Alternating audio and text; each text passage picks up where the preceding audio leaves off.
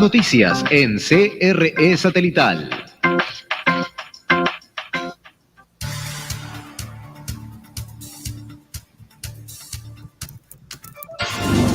Les presentamos la entrevista del día.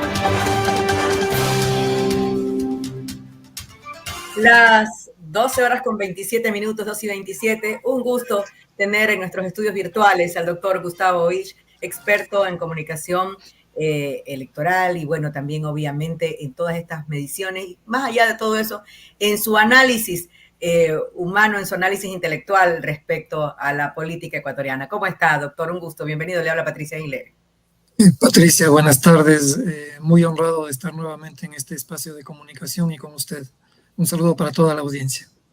Bueno, el gusto es nuestro, realmente, doctor. Estamos viviendo, no sé si una serie de cambios rápidos, porque resulta que tuvimos una subida como espuma, digo, tuvimos como país democrático, ¿no? En la aceptación al actual presidente, luego de la decisión de decretar una situación de conflicto interno armado. Más aún, como que nos entusiasmamos más los ecuatorianos el momento en que era un operativo tras otro, los metían presos, etcétera, y bajó el nivel de muertes en las calles, delitos y todo esto. Por un momento como que nos reconciliamos con la paz y la tranquilidad.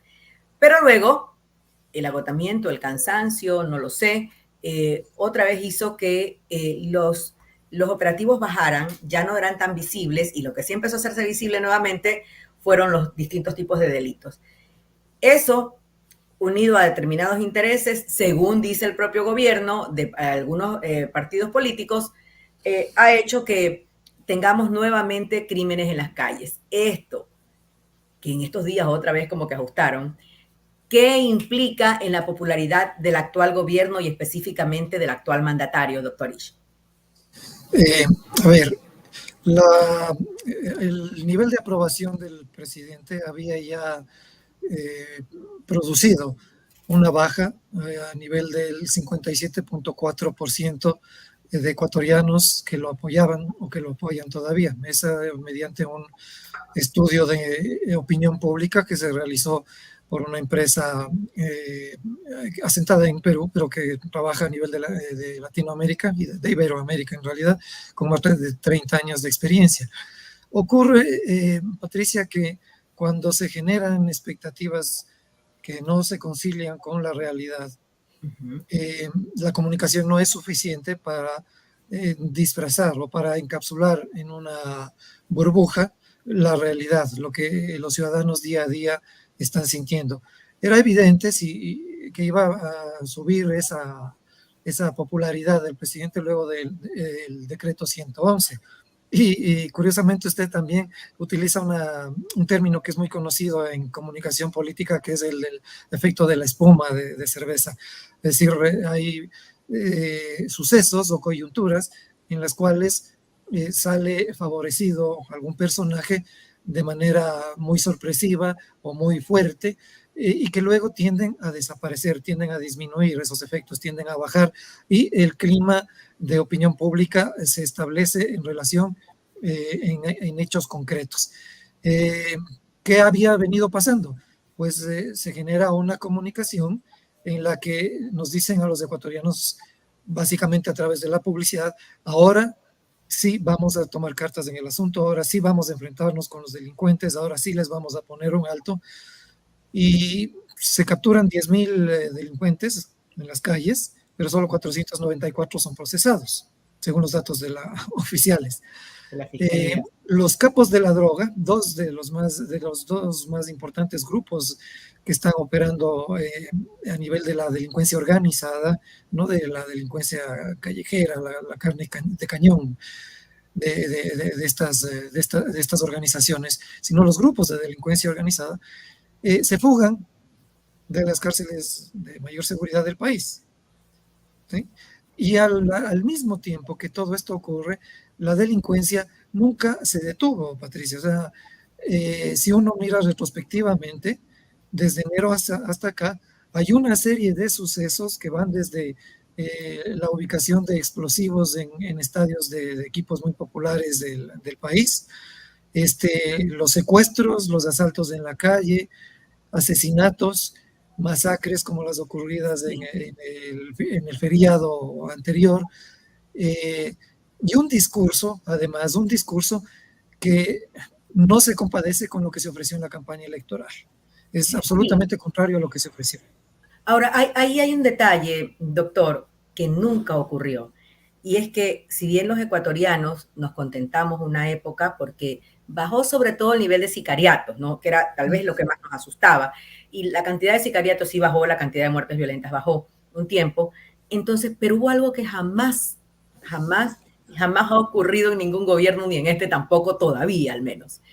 Y es dar con autores intelectuales. Porque usted habla, por ejemplo, de que 10.000, sí, efectivamente, como 10.000 detenidos, no sé para qué, no sé en estas cárceles realmente, y si finalmente no se judicializaron, un esfuerzo desmotivante para las propias Fuerzas Armadas y la propia policía. Ya, ahora, se cogió droga, por ejemplo, un cargamento impresionante de droga, si no me mal recuerdo, eran 1.000 toneladas, ¿no? O perdón, 1.000 millones de dólares en la provincia de Los Ríos, 1.000 millones de dólares, no recuerdo cuántas toneladas, en una caleta. Pero, por ejemplo, ¿dónde están? Se cogió a un guardián. ¿Dónde están los dueños de las haciendas? No, yo no sé, esto no es mío. Eso era como jugar al quemado. Yo no lo tengo, yo tampoco, yo tampoco. Nadie era el dueño de la hacienda, ¿no? Nunca se conoció quién era el dueño de la hacienda, nunca se conoció quiénes estaban tras ese cargamento, nunca, o sea, no hemos dado con los autores intelectuales de bendita la cosa, de absolutamente nada, ni antes ni ahora. Así es, hay una circunstancia que ayuda a generar ese discurso del presidente de la República, en el sentido de que se está combatiendo a la corrupción, de que hay un plan Fénix y que las estrategias no pueden ser develadas. Obviamente nosotros podríamos entender eso como ciudadanos en términos de los detalles de esa estrategia, pero los efectos son los que cotidianamente, insisto, los están sufriendo los ciudadanos del país. Una narrativa que no se compadece con los hechos. La fiscal ha impulsado algunos procesos de investigación y eso complementa la narrativa del presidente, porque ahí empiezan a saltar nombres muy importantes y redes de corrupción que han contaminado a toda la institucionalidad pública, al sector privado, incluso en medio de la prensa. En fin, una red descomunal que nunca se había imaginado el Ecuador, que se estaba tejiendo subterráneamente, pero que era inevitable que se produzca porque el Ecuador está exactamente en la mitad entre Colombia, Perú, muy cerca de Bolivia, que son los países que más producen cocaína para el consumo en Estados Unidos y en Europa. Entonces el problema es un problema muy severo, muy fuerte. Esos países no han logrado controlarlo en décadas y nosotros recién estamos empezando. Por eso es muy inadecuada esa construcción argumental del régimen que nos anima en función de una burbuja de positivismo cuando la realidad es otra. Aparte de eso, tenemos un decrecimiento de la economía, la sensación en las clases medias bajas, en los sectores más deprimidos, es de que falta dinero, que no hay dinero en el Estado, pero el régimen insiste en reducir el tamaño del Estado, lo que supone despidos cuando el país está atravesando una situación gravísima de desempleo y de subempleo. Casi 7 de cada 10 ecuatorianos no tienen empleo adecuado y ahora empezamos a despedir más gente. Cuando se anuncia que se va a reformar la afiliación al Seguro Social. Exacto, es una cosa terrible. O sea, no sé quién le asesora al presidente, créanme, Patricia, porque si es que esa era la intención, por lo menos esperen antes de la consulta, porque ¿cómo le pueden decir a alguien que se ha partido el lomo trabajando durante más de 30 años para recibir una jubilación y que le digan está pidiendo mucho? Claro, ahora, exacto, estás pidiendo mucho y has trabajado muy poco. Si quieres comer 3 veces al día, y esfuérzate como la gente del gobierno, ¿no es cierto? Y entonces vamos a aumentar el tiempo de afiliación, vamos a aumentar el monto que se destina para descontar de tu salario y que vaya a lo que vas a recibir cuando te jubiles, Doctor, y vamos a incrementar el tiempo de trabajo. Es decir, doctor, yo sí, quiero decir una cosa aquí, claro ¿no? que O sea, sí. porque usted se me adelantó en el tema del seguro social, que es muy, justamente, yo creo que después del tema de la delincuencia, fue como un golpe en el estómago para los ecuatorianos, ¿no? Porque, a ver, me es justo también decir lo siguiente. Yo como ecuatoriana he dicho en nuestros espacios de noticias aquí en CRE que necesito creer en el gobierno. Necesito, como ecuatoriana, estoy ansiosa por creer que lo que dicen es verdad. Pero cuando dicen una cosa, por ejemplo, en el plan de seguridad, y viene un experto en seguridad como el general Paco Moncayo o como el señor Daniel Adler, expertos en seguridad, y dicen, bueno, se entiende que no den detalles internos del plan Fénix, pero deberían de decir en qué consiste el plan Fénix, como cuando el gobierno, por ejemplo, de Estados Unidos, cada vez que se sienta un presidente dice, mi plan de seguridad es este, mi plan de educación es este, mi plan es tal cosa. Así debería estar detallado el plan Fénix y no ser el secreto mejor guardado. No, lo que me refería también a Daniel Adler, por ejemplo, él dijo que iba a pasar exactamente lo que está pasando. Dijo, después de esta situación, de esta sensación de seguridad, otra vez subirá el índice de inseguridad, volveremos a lo mismo si no se soluciona de raíz. Y cuando vemos que pasa todo esto, ¿no? Y que no tenemos ninguna certeza clara, nos hacen sentir culpables de vivir mucho. Nos dicen, lo que pasa es que antes la vida, la expectativa era hasta los 70 años, ahora es hasta los 80 y pico, entonces no se puede. O sea, Dios mío, morámonos antes. Entonces, realmente no hay esa parte de empatía con el pueblo ecuatoriano. Exactamente, ese es el término adecuado. ¿Ya? Sí, Patricia. ¿Esto a qué podría llevar al gobierno? Porque, repito, como ecuatoriano y como periodista, necesito creer en el gobierno. Pero en esta situación que hemos ido dibujando, ¿hacia dónde nos dirigimos? Porque lo que menos queremos es un gobierno que no tome las medidas adecuadas, que obviamente resulten en impopularidad. Así es, y yo creo que el gobierno es al que menos le interesa eso, porque tenemos un presidente que al mismo tiempo es candidato y que condicionó su gestión transitoria en este año a tomar una serie de medidas que podrían haber resultado incómodas para ciertos sectores, pero no lo hizo y tenemos lo que tenemos. Para generar confianza hay que por lo menos en un gobierno cuadrar las cifras, pues. Y cuadrar las cifras de lo que está pasando con el empleo, con el subempleo, con la atención al seguro social, con educación, para no decir luego cosas que caigan en la contradicción o en el desconocimiento y no poner frente a los medios de comunicación a funcionarios que no están debidamente preparados para abordar esos temas, cuando el mandatario es el primero que debería generar esa confianza de la que usted habla, Patricia. Pero mire, el presidente en la segunda vuelta de la campaña le increpaba a la ex candidata Luisa González y le insistía preguntándole, ¿va usted a subir el 14% al IVA? Y él sube al 15%. En la campaña dijo que no iba a tocar el Yasuní, y una de las primeras cosas que hace es voy a extender la explotación del crudo en el Yasuní durante al menos un año. Les dice a los jóvenes, voy a generar fuentes de trabajo, voy a preocuparme por los jóvenes, y reduce 162 millones el presupuesto de las universidades. Se firma un tratado de libre comercio con China cuando la misma CEPAL advirtió los riesgos que eso conllevaba para un país tan débil económicamente hablando frente a la competencia con una potencia como China. Y sin embargo, de esos temas no se habla, de esos temas no hay nada en la información, de esos temas no hay nada en la agenda publicitaria del gobierno. No nos han dicho nada sobre cómo van a proteger a nuestros empresarios, a nuestros industriales, a nuestros agricultores, si se empieza a producir una competencia desleal en virtud de la fortaleza que tiene el otro país asociado, o ¿qué es lo que va a venir a ocurrir en economía?